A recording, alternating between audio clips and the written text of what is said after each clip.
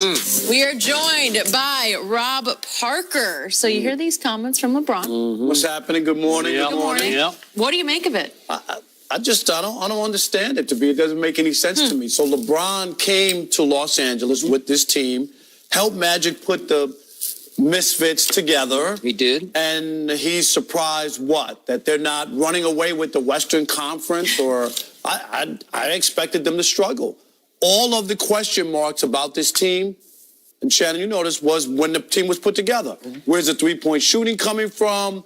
Defensively, all that stuff, Lonzo. right? All that stuff was all out there. So he was going to crack. What does that mean? Does that mean he was going to break down and start playing defense? Is that the crack? Because he's not playing defense. You know it, Shannon. No. Did you see the other day? I know. But when he tried to kick the ball? Yes, when he tried to kick the ball. My thing is, I didn't even bring that up. No, but you saw that, Skip. Yeah. Well, Nothing is beneath you when it comes to LeBron, okay? I couldn't help it, but my only thing is, if you're going to try to get the other young guys to play defense, and you're the leader, Healy, that was unnecessary. Yeah. Huh? Healy got it up on the screen. Yeah, we got it. Yeah, there we got. Do we got it? When he tried to kick Saving it. it. See? Right. That's good work there. Very nice. But I don't understand what he's talking about with cracking. He knew it was a process. This is in the Eastern Conference. When everybody tries to compare his other starts in the Eastern Conference, they don't really register. I think they're 3-4 against teams with a record over 500. This is who they are. I'm not surprised at all. It's going to be a struggle. They're in a nice little stretch now because they're playing bad teams. The NBA is filled with bad teams, so they're going to win some games.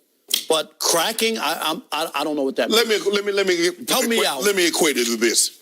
When I took this job, I was like, okay, how hard can it be? I'm going to be on air talking 2.5 hours, talking about stuff I know. I'm good. Okay. But I didn't realize how much work they had to put into it. Now, I said it was going to be easy, but when you have to do 2 hours, 3 hours of prep time before you actually get here in the morning and do another hour and a half, so 4.5 hours to do 2.5 hours, it's a big difference. I know LeBron thought he had to preach. Wait, did you almost crack? Did you crack? Did you crack after the first week or 10 days on the air? Yeah. You almost cracked them. Actually, it was tougher than that because I was going home rewatching the show in its entirety for 2.5 hours. Yeah, exactly. And so you stopped doing that. I did stop doing that. But I think the thing is from LeBron, I know what he's saying. Okay, I'm going to be patient. But come on now. You know great players are not being patient. And I'm one of these guys, and LeBron is too. He get his chickens by cracking the eggs, not by letting them hatch. He wants it right now. Let that thing think. You be driving home, you be in your car driving home, you like, oh, so in other words, he ain't got time to let this thing play out. He need to go and get this thing instantaneous. So it'll hit Skip when he's turning it into fried chicken later on in the day. No, he don't like birds. He want to kill little Carson Wentz. He kills some little birds out there, poor little birds. Carson Wentz spent his bye week shooting poor little innocent birds. You know what, Skip? You need to stop. I don't know. I think the thing is from LeBron, you might think one thing. Yep. And then when you actually get into it, it's a lot more difficult than you thought. And the patience, man, look, everybody can't be patient. He said, yeah, my kids, having kids. But here's the thing. The kids grow and they learn from their mistakes. And, okay, son, don't do that. Sometimes you have to learn, that's hot. Hot. And after a while, sometimes they have to touch it for themselves to find out how hot it is. Well, LeBron's like, hold on. We're going over this in meetings. We're going over this in walkthroughs. We're going through this in practice, and we're still making the same mistakes. He mentioned a couple of weeks ago, insanity is doing the same thing, hoping for a different result. Dude, come on. How do we learn all these lyrics? Do you think that's why Magic had that talk with Luke Walton? The little...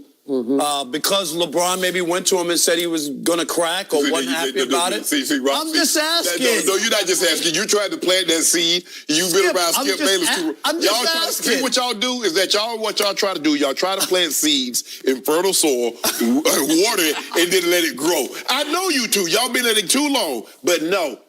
I know LeBron James. I've been at him too long. Yeah, I know. He's saying, my teammates were so bad, I almost cracked. But then I reminded myself, this is what I signed up for, so I got to be patient. What? Yeah. You already took a shot between the lines at your teammates. You're already back to your Cleveland days of saying, I just don't have enough help.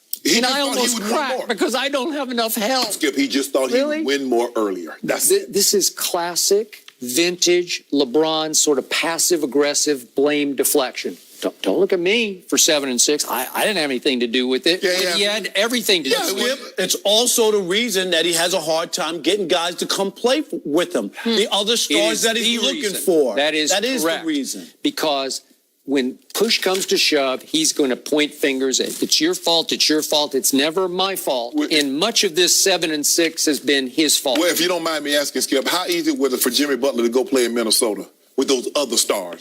Other stars have problem playing with other stars. Okay, but he got traded there. He didn't choose it. Well, he could have stayed. But we're talking about, Shannon, I've been here talking to you for the last couple of years. You still can't give me, when did a star player decide to go play with LeBron? You can't give me one. Who's going to Cleveland? Going to Cleveland? It ain't got nothing to do with Cleveland. It's about LeBron James. No matter where he's playing. He could be playing in Siberia. He's the greatest player on the planet. Ain't nobody you should want to play with him. Nobody. So just make sure I'm hearing. All right. So now he's in LA, and every big star that came out, Jimmy Butler gave a list of places he'd play. He said Clippers, Knicks, and Nets. He didn't mention LeBron. I'm just talking about Jimmy Butler. Kawhi Leonard's people. What did they say? Why didn't he mention OKC? Why didn't he mention Houston? I'm just saying, LeBron, Exactly. I'm asking you why he can't get anybody to come play with him. Stars want to be headline their own gig. Let me ask you a question. Do you ever think Michael Jackson and Prince would have been on the same concert, at the same concert? No, but because who's headlining? Okay, Come on. But they're 5 on 5. Yes, they're passing the ball to people. I'm saying it's an outlier what Kevin Durant did. Normally, we don't see all-time great players going to join other all-time great players. So LeBron's not an all-time great player because he joined Dwayne Wade in Miami. Did he not, Skip? He did, and Dwayne was the only player who welcomed LeBron. Dwayne wanted LeBron. They were best friends. I'm saying. And then LeBron left him high and dry. Normally, that's not how it happens. Who is going to play? I'm asking you. Who is going to play with LeBron next year? We don't know. I'm asking you. If I knew that, you think I'd be up here sitting talking to you? I'd be in Vegas. Hey, if I'm Kyle Kuzma or Josh Hart or Brandon Ingram and I read this comment, I'm like, really? You almost cracked? How about us? Where were you when we needed you to close all those games that we lost? Where were you when you missed those 2 free throws in overtime against San Antonio? Where were you the other night when you almost blew the Atlanta game, 3-10 Atlanta? So I just want to make sure. 2 missed free throws. I know you guys have covered. I mean, you guys have almost covered this game as long as I've been alive. So I just want to make sure. LeBron James is the only superstar, the only transcendent player that's never closed the game. So Larry was 1,000 for 1,000 in the fourth quarter. But Michael Jordan was 1,000. Nobody's that perfect. Okay, so what are we talking about? But I'm just talking about, it, Shannon. It's unacceptable. The free throws he's been blowing at the end of the game. Why?